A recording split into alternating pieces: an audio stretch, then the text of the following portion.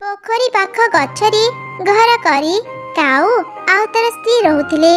पोखरी भितरी रहुथिला एक छोट बेंग।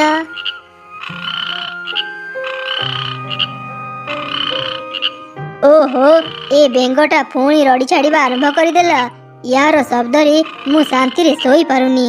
अरे चंपा कुआडे गलु? जा शीघ्र बेंगर पाटी को बंद करिबु। ए बेंगर शब्द रे मु भी शांति रे रही पारुनी। रुह मु एबे ता कथा बुझुची।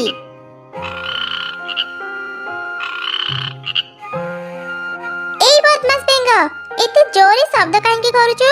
तो शब्द पई आमे शांति रे रही पारुनु। एथिरे खराब कोन कहिलो? तमे पक्षी माने भी तो शब्द करो। मु भी सेमति म शब्द बाहर करे। कोन कहिलु तू? तो शब्द आ हम पक्षी का शब्द भितरी राति दिन रा फरक अछि। सुन म कथा आउ थरे जदी तोरे बेसुरा कंठरे रडी छाड़िबो मो हातरे थिबा ए ताबारे तते पिटी पिटी माटी रे पति देबी। बुझिलु? देखो मोर एथिरे किछि भी दोष नाही। मु चाहिले भी मो शब्द अटकी पारिबिनी। मते भगवान सेमिति बनेचंती। बुझिला? कोन हैला तुम मुह ऊपर जवाब देउछु? रह एबे तो रंग छडौची। ओ मते मारनी मते आ मारनी पारी काटुची। दया करी मते छाडी दियो। आजि पाई छाडी देउची। आउ थरे जदी रडी छाडीबु तते आहुरी कठिन शास्ति देबी। एमिति रागे काउर स्त्री घर को फेरी गला। हेले किछि लाभ हैला नाही। बेंग सेमिति शब्द बाहर करूथिला। ओहो ए बेंगर शब्द रे रहिबा मुश्किल हे गला। चंपा मते मो हेडफोन दे। ए बेंगर शब्द सुनिबा अपेक्षा हेडफोन रे गीत सुनिबा बहुत भलो। तापरे काऊ कानरे हेडफोन लगे गीत सुनिला। हेले बेंगर शब्द गीतठु भी अधिक सुना जाउथिला। एमिति देखि काऊ रागी गला। आउ बाहर को जाई किछि पत्थर आनी घरे जमा कला। चंपा ए पत्थर सब घरे रखी था। एथर जेबे भी बेंग शब्द करिबो ता ऊपर को ए पत्थर फिंगिबा। हाँ तुमे ठीक कहैछ। ए बेंग पाई शांति रे रही होउनी। एबे से पाइब मजा। तापरे बेंग जेमिति शब्द कला काऊ आउ तार स्त्री मिसी ता ऊपर को पत्थर फिंगिले। गोटे पत्थर बेंगर मुंडरे बाजिबा जोगु से बेहोशी पड़ी गला। अरे देखो देखो पत्थर बाजिबा जोगु बेंग बेहोश हे गला। जा हो एबे बेंगर शब्दरु टिके मुक्ति मिलिला। चलो एबे घर भीतर को। अरे को बेंगटा एमिति बेहोशी पड़िछि काहेकि? मु ताको उठाए। एमिति कहि चढ़ी बेंग को उठेला। बेंगर होश आसिला। अरे बेंग तू एठी एमिति पड़िथिलु कोन पई? कोन हिची तोर? बेंग चढ़ी को सब घटना कहिला। अच्छा चढ़ी भौणी कहिलो ए जंगल तो समस्तंकर। तमे माने जेमिति घर करी रहउछ मु भी सेमिति रहउची। मु शब्द कले बादल माने वर्षा करंती। हेले तुई काउ को पई मु भल भाबरे मो शब्द बाहर करि पारुनी। मु जेते बेले भी शब्द करूची से माने मते मारुचंती। हां तो ठीक कहिचु। ए जंगल समस्तंकर। एठी समस्तंकर समान अधिकार अछि। ए दुई काउ तो सह किछि भी ठीक करू नाहंती। रह मु एबे सेमान को पाखो को जाई कथा हेउची।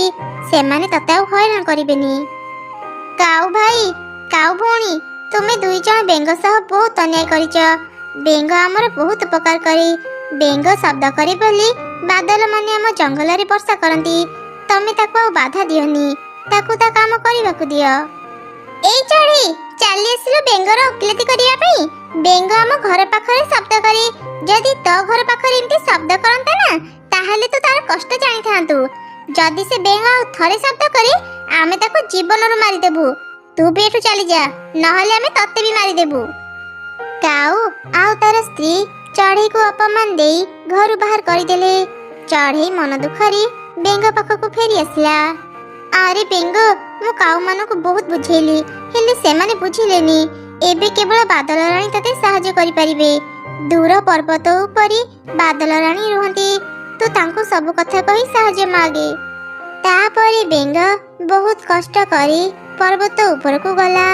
आ बादल रानी को सब घटना कहिला। तू चिंता करनी मु तते निश्चय सहाय्य करिबी।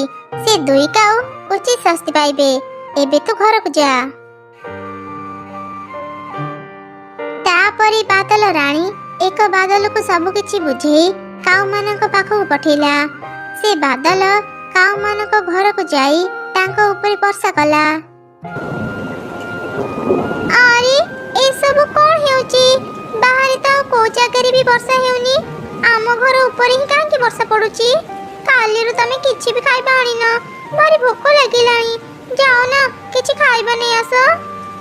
ତାପରେ କାଉ ଖାଇବା ଆଣିବା ପାଇଁ ବାହାରକୁ ଗଲା। ବାଦଲ ବି ବର୍ଷା ପକେଇ ପକେଇ ତାର ପଛେ ପଛେ ଗଲା। ଏଇଟା କଣ ହେଉଛି? ମୁଁ ଯୁଆଡ଼େ ବି ଯାଉଛି ବର୍ଷା ସେଇଠି ପଡ଼ୁଛି। ଏବେ ଘରକୁ ଖାଇବା କେମିତି ନେବି? ବହୁତ ସମୟ ଖୋଜିଲା ପରେ କାଉ ଅଳ୍ପ କିଛି ଖାଇବା ନେଇ ଘରକୁ ଫେରିଲା। 2 ଦିନ ବିତିଗଲା, ହେଲେ ବର୍ଷା ଛାଡ଼ିଲାନି। କାଉମାନଙ୍କ ଘର ଉପରେ ଲଗାତାର ବର୍ଷା ପଡୁଥିଲା। ଆରେ ସୋଞ୍ଚ, ବର୍ଷା କେବେ ଛାଡ଼ିବ କୁହନା? ଘରେ ଆଉ ଖାଇବା ନାହିଁ।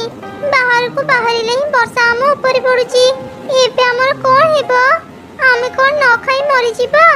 ଆରେ କିଛି ତ କୁହ। କାଉ ସ୍ତ୍ରୀର କଥା ସରିଛି କି ନାହିଁ, ତାଙ୍କ ଘରର ଛାତ କଣା ହେଇ ଘର ଭିତରେ ପାଣି ପଡ଼ିଲା।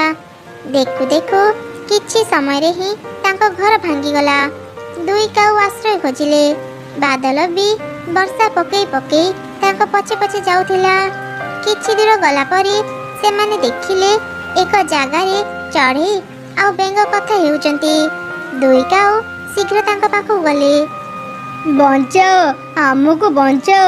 ଏ ବର୍ଷା ଆମ ପଛା ଛାଡୁନି। ଦୟାକରି ଆମକୁ ସାହାଯ୍ୟ କର।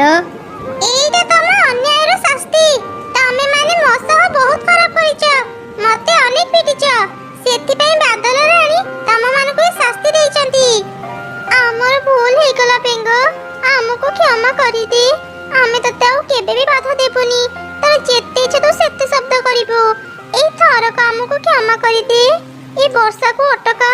ଆମେ ଯଦି ଏମିତି ବର୍ଷାରେ ଭିଜିବୁ ଆମ ଦେହ ଖରାପ ହେଇଯିବ। ଆମେ ମରିଯିବୁ। ତମେ ମାନେ ସତ କହୁଛ? ମତେ ଆଉ କଷ୍ଟ ଦେବନି? ଆଚ୍ଛା ଠିକ ଅଛି। ବାଦଲ ସାଙ୍ଗ, ଏବେ ଏମାନଙ୍କୁ ଛାଡ଼ି ଦିଅ। ଏମାନେ ତାଙ୍କ ଭୁଲ ବୁଝି ସାରିଲେଣି। ଆଚ୍ଛା ହଉ, ଏଇ ଥରକ ତ ମୁଁ ତମମାନଙ୍କୁ ଛାଡ଼ି ଦଉଛି। ଆଉ ଥରେ ଯଦି ଏମିତି ଅନ୍ୟାୟ କରିବ, ବାଦଲ ରାଣୀ ତମମାନଙ୍କୁ କଠିନ ଶାସ୍ତି ଦେବେ। ଭଗବାନ ସମସ୍ତଙ୍କୁ କିଛି ନା କିଛି ଗୁଣ ଦେଇଛନ୍ତି। ସେଥିପାଇଁ କାହାକୁ ବି ଅବହେଳା କରିବା ଠିକ ନୁହଁ। ବେଙ୍ଗ ଶବ୍ଦ କରେ ବୋଲି ଆମେ ଜାଣିପାରୁ କେତେବେଳେ ବର୍ଷା କରିବୁ। ଏମିତି କହି ସେ ବାଦଲ ସେଠାରୁ ଚାଲିଗଲା। କାଉମାନେ ବେଙ୍ଗ ସହ ଆଉ କେବେ ବି ଖରାପ ବ୍ୟବହାର କଲେ ନାହିଁ। ବେଙ୍ଗ ଖୁସି ମନରେ ଯେତେ ଇଚ୍ଛା ସେତେ ଶବ୍ଦ କରୁଥିଲା।